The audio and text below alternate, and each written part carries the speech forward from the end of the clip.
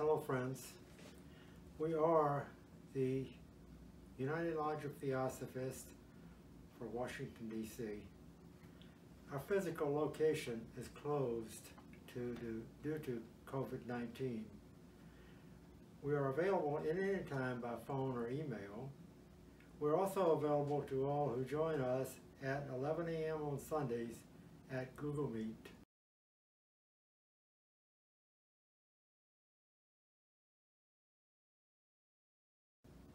Where we are currently studying The Ocean of Theosophy by William Q. Judge.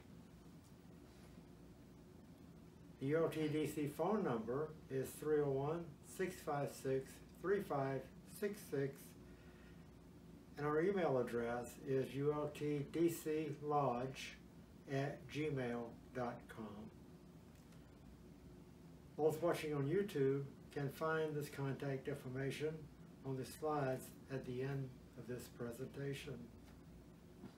Other information about us can be found at our website, which is www.ultdc.org. The Declaration of ULT speaks of our policy of independent devotion to the cause of Theosophy. We don't profess attachment to any theosophical organization. We are loyal to the great founders, but don't concern ourselves with dissensions or differences of individual opinion.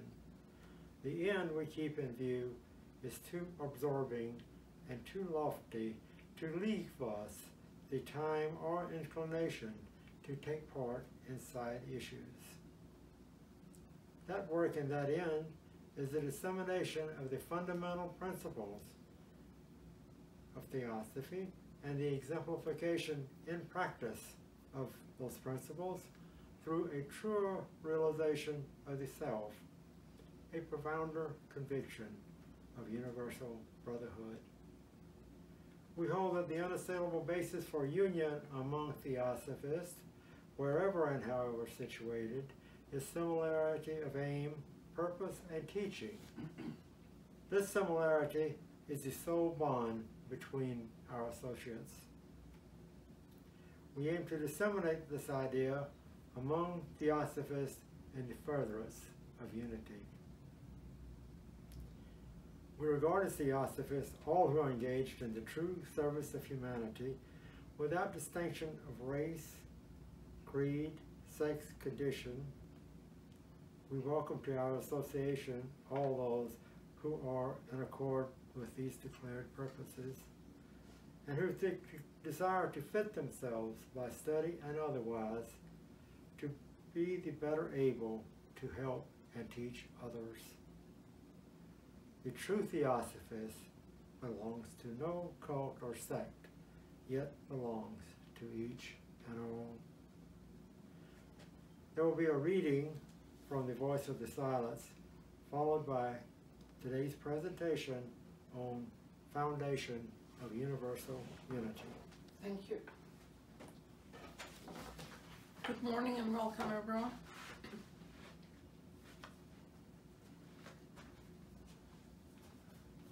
The Voice of the Silence. Beware, disciple, of that lethal shade. No light that shines from a spirit can dispel the darkness of the nether soul, unless all selfish thought has fled therefrom, and that the pilgrim saith, I have renounced this passing frame, I have destroyed the cause, the shadows cast can, as effects no longer be. For now the last great fight, the final war between the higher and the lower self, have taken place. Behold, the very battlefield is now engulfed in the great war and is no more. But once that thou hast passed the gate of Shanti, the step the third is taken. Thy body is thy slave. Now for the fourth prepare, the portal of temptations, which do ensnare the inner man. ere thou canst near that goal, before thine hand is lifted to upraise the fourth gate's latch, thou must have mastered all the mental changes in thyself, and slain the army of the thought sensations that subtle and insidious creep on us within the soul's bright shrine. If thou wouldst not be slain by them, then must thou harmless make thy own creations, the children of thy thoughts. Unseen, impalpable, that swarm round mankind, the progeny and heirs to man and his terrestrial spoils. Thou hast to study the voidness of the seeming full, the fullness of the seeming void. O fearless aspirant, look deep within the well of thine own heart and answer. Knowest thou of self the powers, O thou perceiver of external shadows? If thou dost not, then art thou lost. For on the path forth, the lightest breeze of passion or desire will stir the steady light upon the pure white walls of soul. The smallest wave of longing or regret for Maya's gifts elusive along Antaskarana, the path that lies between thy spirit and thyself, the highway of sensations, the rude arousers of Ahankara, a thought as fleeting as the lightning flash, will make thee thy three prizes forfeit, the prizes thou hast won. For know that the eternal knows no change. And now's today's talk. We will go to Secret Doctrine Proem, page 4. There,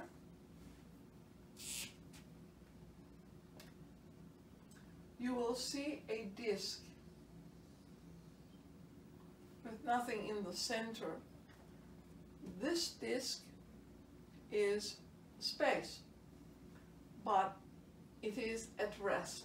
There is nothing in it to indicate that manifestation has started. And this disk has a center in it. That center indicates that the pralaya or rest period is over, and now we are going into a activity period. And that circumscription limits the space and brings it into time. Otherwise, it's in duration.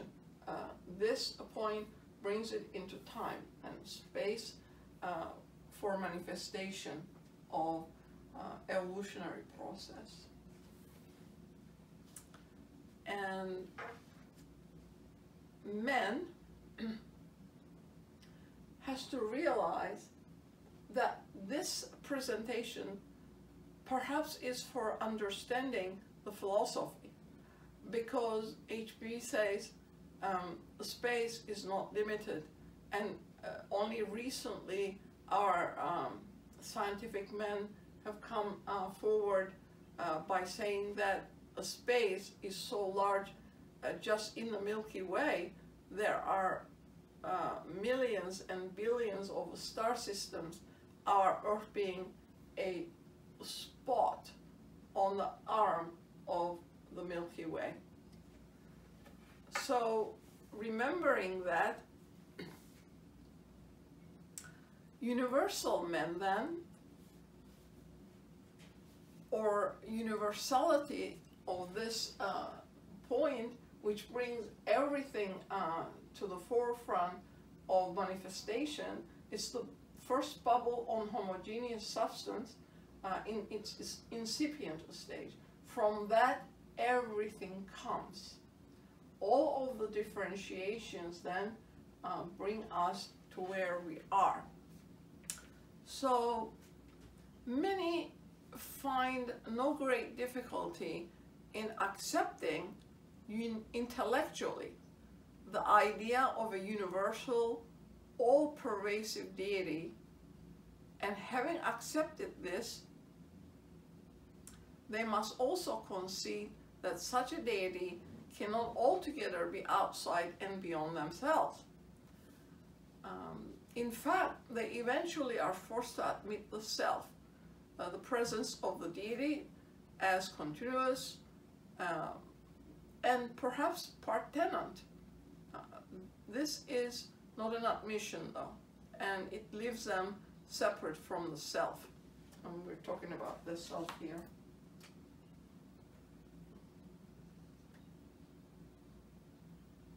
Self.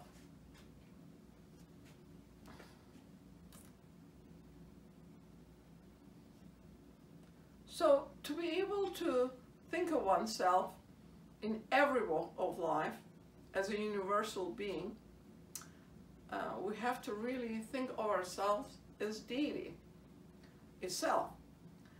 This step is attained only with great difficulty.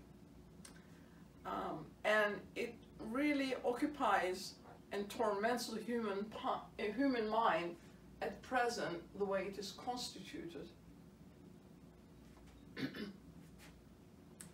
But if we look at the experiences of our daily lives and rightly understand them, this fact becomes more obvious to us.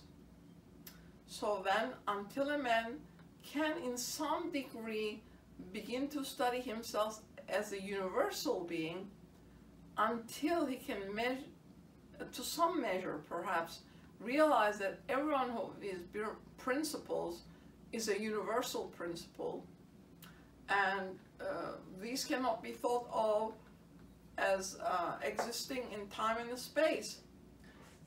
He will not comprehend the unity of this one life, on which universal brotherhood and everything else in the philosophy depends. When we look at the sunlight, also, although a burning focus by a sunglass can be achieved, sunlight can be brought to a burning focus when concentrated by a sunglass. But still, it exists in unbroken continuity with all-pervading sunlight encompassing it. So that man's principles,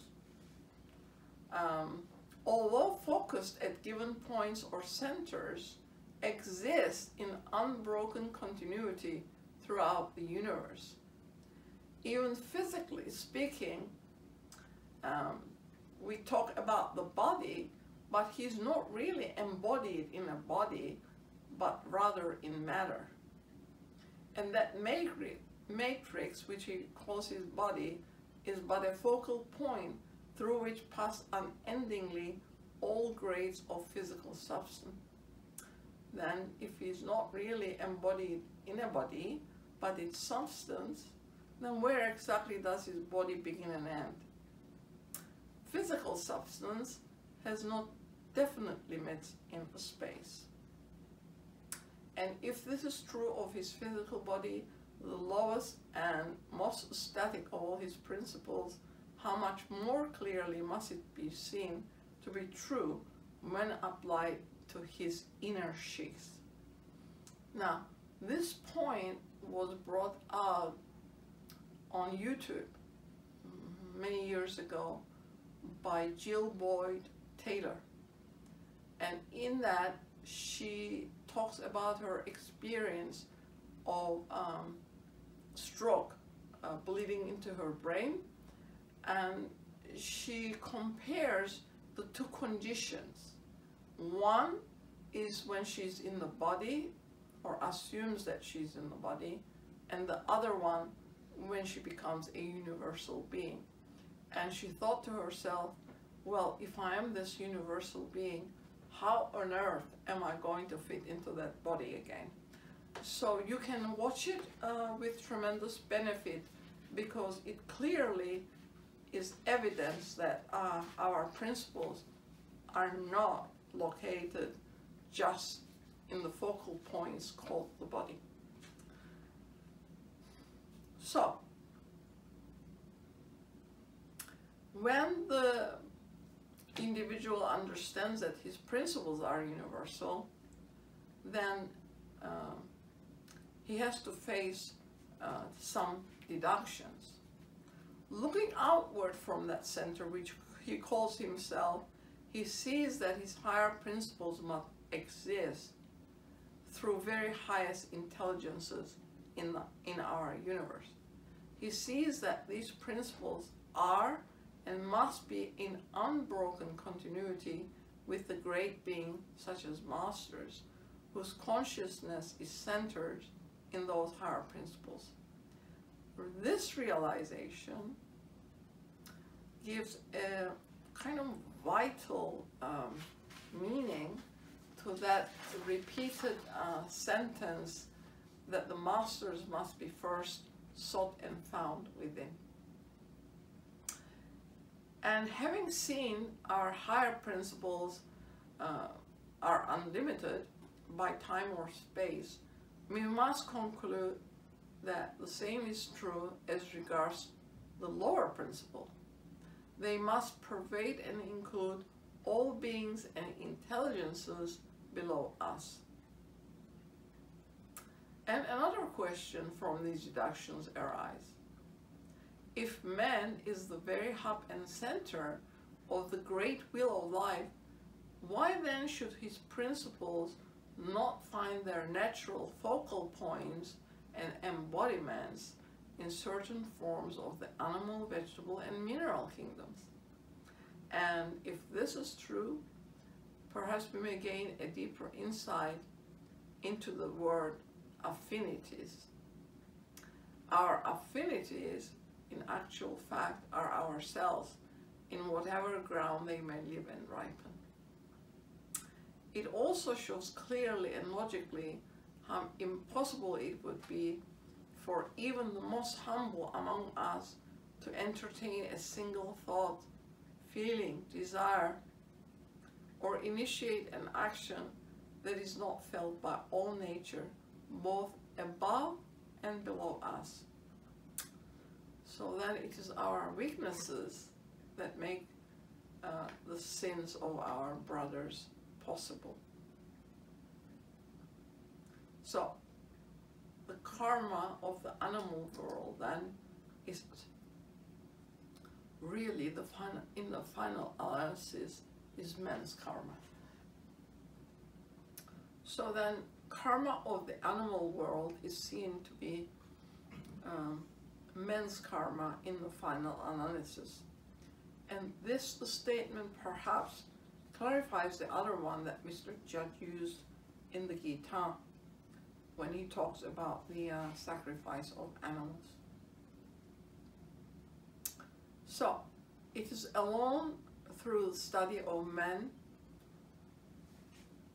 as a universal being that the nature, genesis, and function of the lower kingdoms can be understood. So then we understand that the animals are man's cast of clothing. Man behind the scenes is continually pulling the strings of these lower ones. It is he who keeps them all in manifestation, just as Krishna says, were he not indefatigable in action, all these creatures would perish. In this connection, it should be remembered that when the word man is used, all human beings are included. 4. The messenger of the masters of wisdom refers to them as they are living human Mahatmas. So man is continually nourishing the gods, and if we were all to nourish the gods in the right way, the tigerish and the wolfish thoughts and feelings of us would diminish and disappear, and these will also disappear from the animal kingdom because they would not have any sustenance. They are embodied extensions or portions of ourselves, so that should be clear. Just as the physical and astral bodies of men have circulatory systems of their own, with certain definite periods of time marking their gyrations, so the universe as a whole has its circulatory system, its arteries, veins, and capillaries. In the teaching, it is explained that the sun is the great heart of the solar system, and all that lives, or in other words, the lives that is referred to,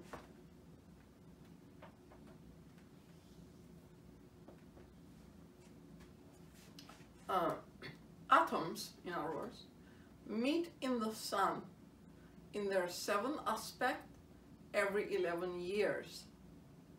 This gives us a cycle or time period which must relate more particularly to one of man's higher principles. In the same way, there must be certain circulatory periods which mark the passage of the monastic, kamic, and astral lives outward from men to their respective centers in the universe and their return. These centers are not only in the sun, but in countless corresponding centers in every grade of substance and in all of their embodiments. So we should study these with careful attention so that we can understand what universal heartbeats constitute. In many places, I think, these cycles are referred to as karmic streams self-constituted that his cycle or the impression returns. So, from this teaching, when we take man as a universal being, certain things become very clear, especially the moment of choice, certain age periods of men, the cycles of Chelaship. These are not just utterances, but they are profound expositions of law based upon a thorough knowledge of cycles.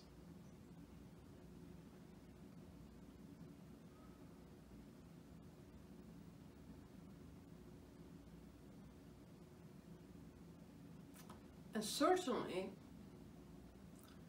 this approach to life from a universal perspective has to be made or can be made by anyone if he sees himself as such a universal being, comprising in himself the all, responsible to the last degree to the all.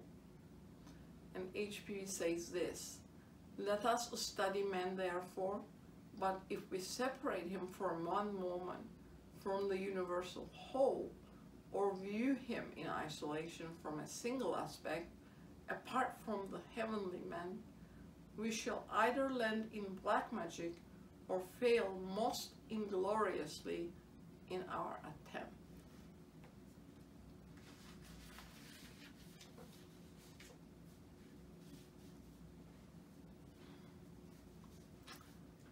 So, if we are indeed universal, and if we are deity, but don't realize it, why is this? This address was given by Mr. Judge at the Parliament of Religions in Chicago in 1893. And he says in that address, why would you believe that you are born in original sin and cannot escape? I do not believe in any such doctrine as that. I do not believe I was born in original sin. Perhaps I'm pretty bad, but that I am potentially a god, and I propose to take the inheritance if it is possible.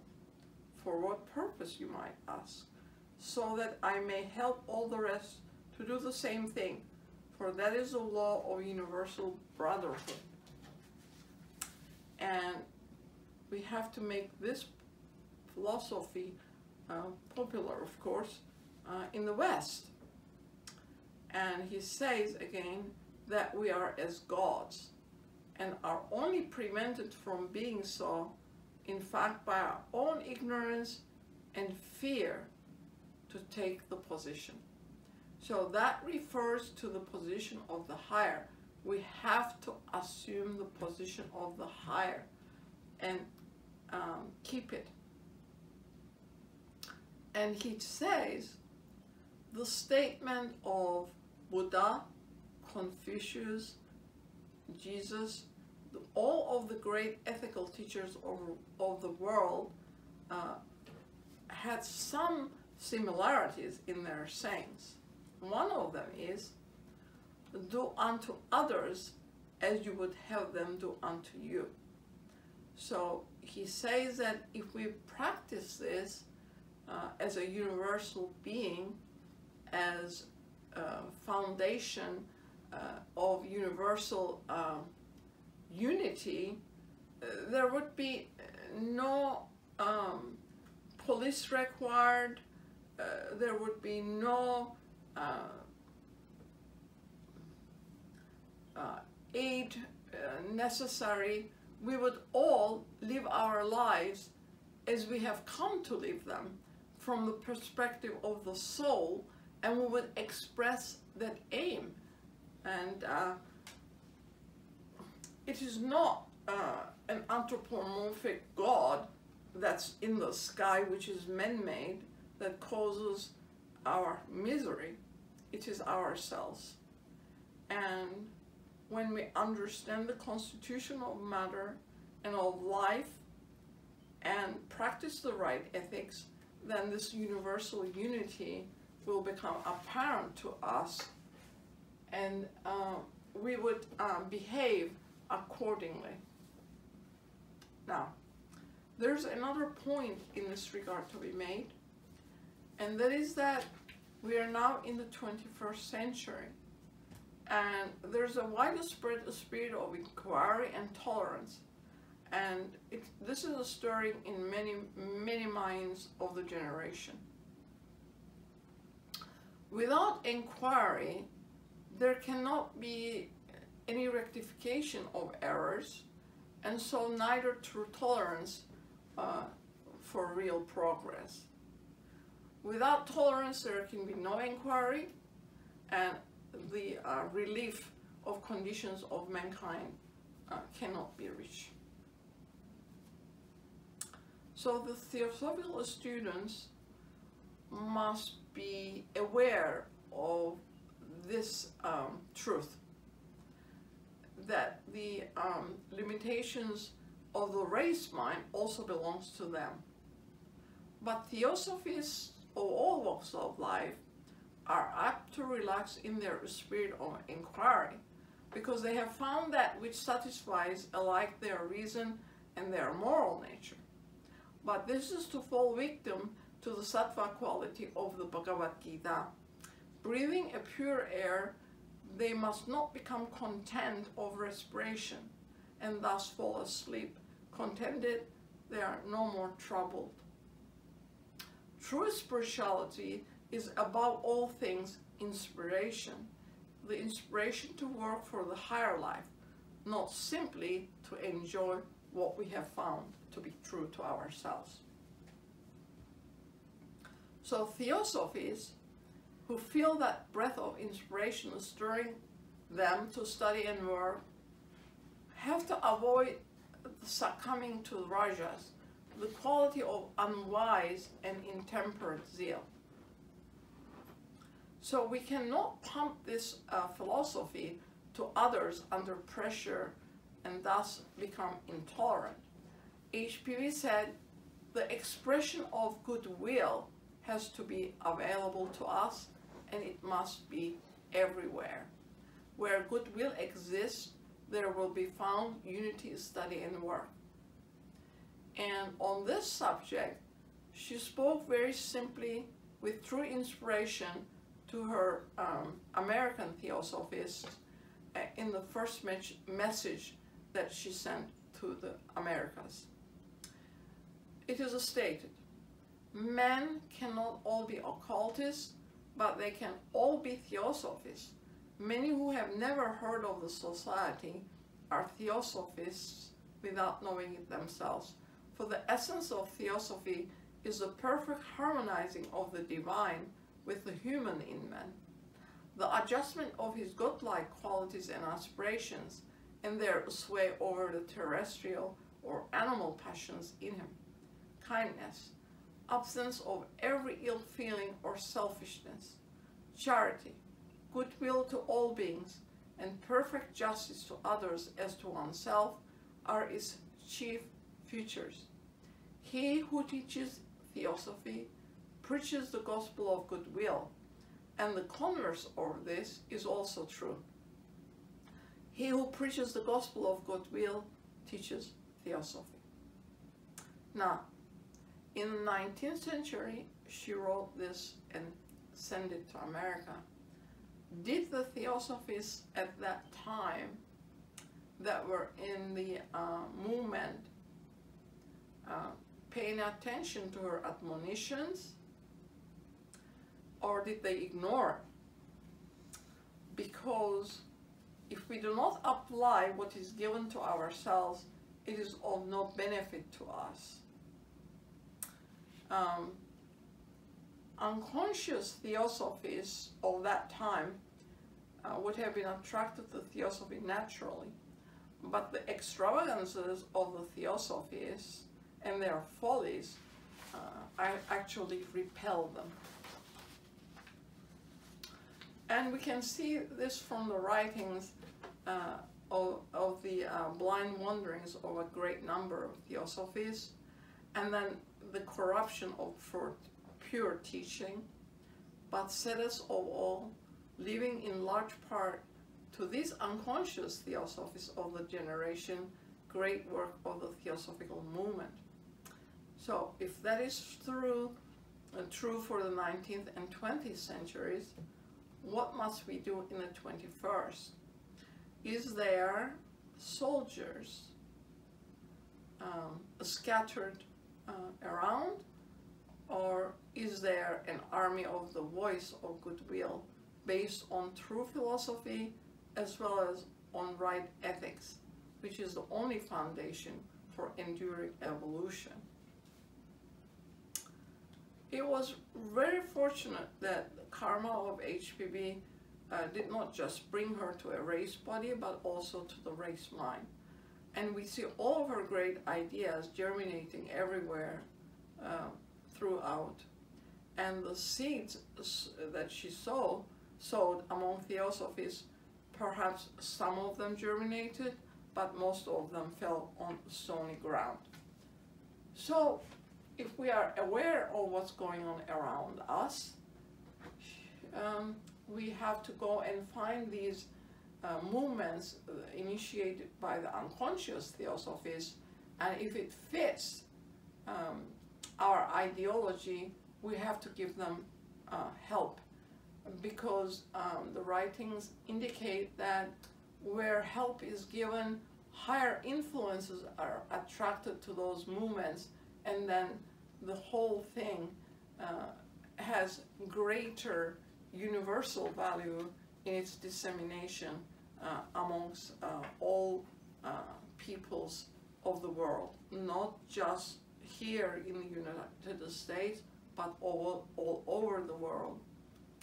Eventually, we have to come to the realization of that universal unity among all nations. Humanity is just one family. All the nations in the world, around the globe, constitute one unity.